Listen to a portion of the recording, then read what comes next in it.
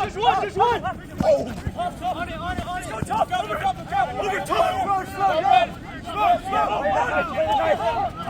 Hello everybody, and we are here on our final episode of our Major League Rugby draft previews, and we are hitting the biggest list, which is loose forward. Thank you to our sponsors. We're just going to flash them on the screen. We don't have time.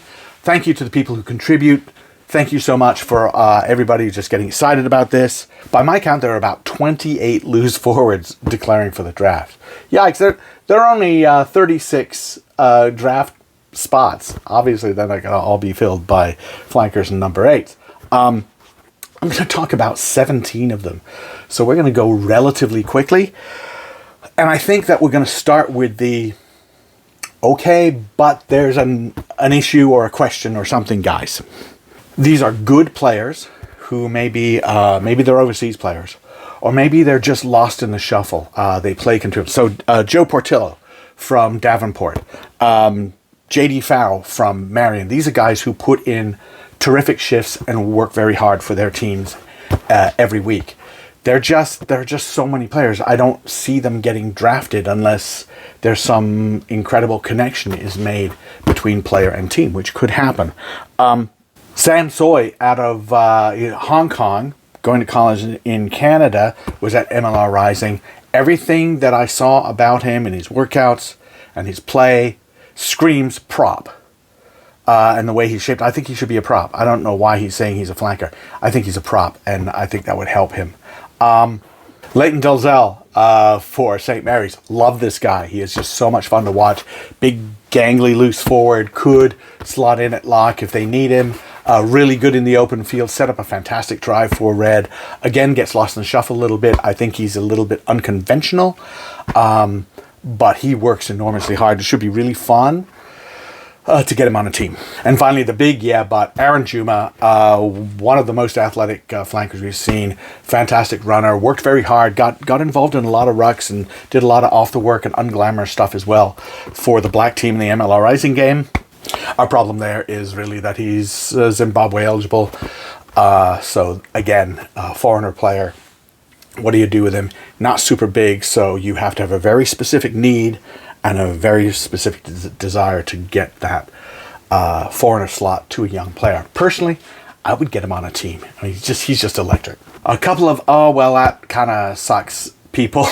Nick Andiarena really struggled with the heat at MLR Rising, especially later on. He kept at it. He kept coming. He played. I don't think we saw his best. I don't think we saw, and that bears out in the workout stats. The explosive ones, the 10 meter and the vertical leap look good. The longer ones, the Bronco and the 40 meter, he flagged quite badly. And I think the heat, he just looked uncomfortable. And I remember him getting like icy washcloths on his head during lunch. I mean, just stuff like that. So he's there. He does need the competitive level again. Parker Anderson out of Louisville, poised to see big things from him. Blew out his knee. It was awful. Feel really bad for him. He's got a long road coming back. A lot of support. Pulling for you, Parker. Unfortunate. It gives us a little bit of time to talk about some of the players I think are going to get drafted. You'll have seen probably by this point the guesswork first round that Will Hooley and I collaborated on. There it is. Kind of interesting to see who we thought would go places. So that's sort of a bit of a spoiler alert for some of the guys we're going to talk about. Kaipono Kayoshi from St. Mary's. So a number of things about him. First of all, in the MLR Rising game, he was playing 8, didn't make a lot of tackles. He didn't miss any tackles. He just wasn't in position to do it. Wasn't in position to do that stuff, but he hit his rucks and stuff. The big thing was they made him carry, and they had him carry 19 times. No one else in the entire game was over 9. So he was a major carrier. And the thing was, I rated him in the high 4s for those carries. Every carry was good. He scored 2 tries. He was just excellent at just making ground. So, and he worked enormously hard for that. They've relied on him a lot. He's also captain of, along with Eric Storty, who we talked about in the previous episode, captain of the St. Mary's team that won the championship, won the D1A national championship. The leading player on the leading team in the country, coming in and taking charge. Impressive in a lot of ways. I would rate him. I would grab him as soon as possible. Is he an 8? Depends how you like your 8s. He could do 6, 7, or 8. That's the thing. He's a back row guy all the way, and he's really good. 2 championships now. One with Granite Bay in high school. One with St. Mary's in D1A.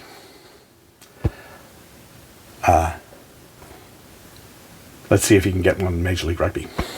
Matt Carrion for Life University. He was kind of used in the opposite way of Kiyoshi, in that he carried a few times, looked pretty good. Man, did he just worry about winning ball. So he was among his team leaders in tackles at 9. 9 carries actually is a lot. Rated him pretty well there. 12 ruck hits, or like effective ruck hits is what I talk about. That was the most. Just worked enormously hard all the way through the game, and I think that's a great workhorse. He played at 8 for the red team. Certainly an 8-6 guy, workhorse, and I think kid out of Pennsylvania, definitely a talent that should be snapped up. Calvin Ehrig for who comes out of Oakland, California, and was the sort of the linchpin for the Blacks back row. It was Kiyoshi, Juma, and Ehrig. Ehrig was doing all this unglamorous work and really showed well through the MLR Rising Week as a leader and as just someone to glue everything together. And I thought he showed well. It's difficult to put him into stats, into words, what he can do, but he can do it. Notable that he was among the very top in the Bronco.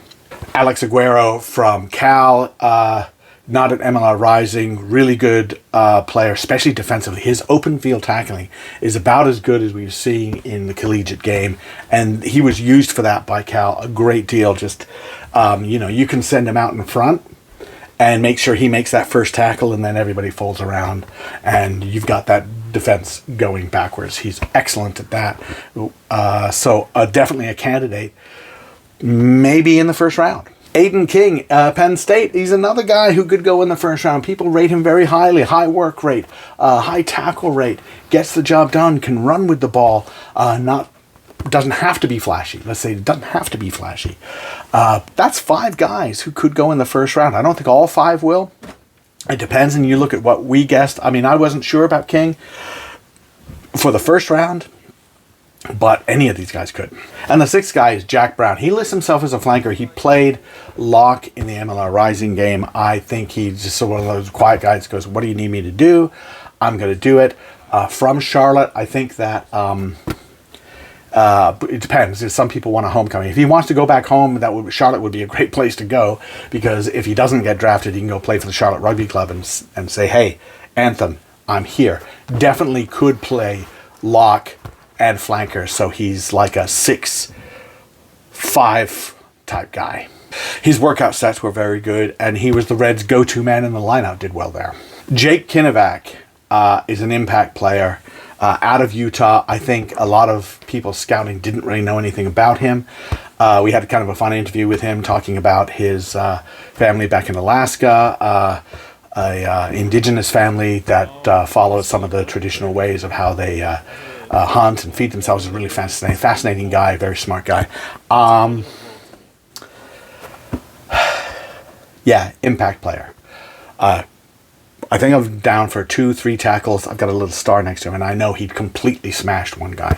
The other thing would be his carries, and his carries, it was evident in the workouts, in the training during the MLR Rising Week, that he could run with the ball. I have him 5 carries, and I rate him 24 points, so 4.8 out of 5 on average for his carry. So every carry was good. What that generally means is he pushed back the gain line. If you were given the ball in if you're given the ball in traffic and you make them work hard to drag you down, I can call that a 5. If you drive them back a little bit and you force 2 or 3 guys to tackle you, even if you only make a couple of meters, that's a 5. At the same time, you get it with some space and some steam. You got a bit of a head of steam, and you don't crash through and you just sort of capitulate. Well, I'm not going to rate you well there, so I expect you to at least drive them back. And he broke through.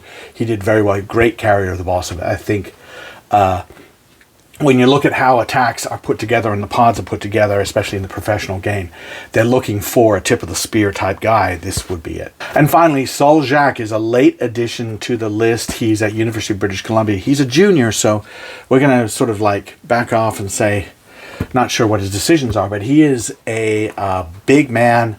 He's got size. He could probably, he's going to be helpful in the line out, up in the air.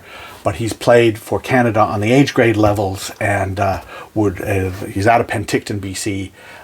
Will be a really exciting player to have. So we blew through those. I thought I'm actually under time, which is fantastic. So I'm just going to go back and say, look, there are a lot of flankers there. I don't see a lot of number 8s, like classic number 8 players. Maybe Kinnevac is your guy for that. However, in professional rugby, it seems to be the trend is, if you've got a big, powerful, rangy guy who has handling skills and who can run well, you put him at lock and you put somebody smaller at number 8. So number 8 might be 6'2", 6'3", even 6'4", but you can get away. You can be a 5'11", be an effective number 8 in today's game. But what I do see are 6s and 7s that know what they're doing. And as I said, we made some guesses on the first round. Didn't really guess on the second round. Now you're starting to get crazy talk as to speculating what people will do.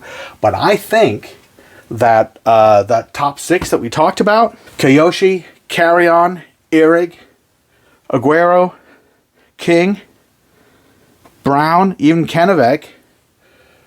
All right, so that's 7. You could see any of those guys go in the first round, depending on need. And you could see potentially all of them go in the first 2. I think they're that good.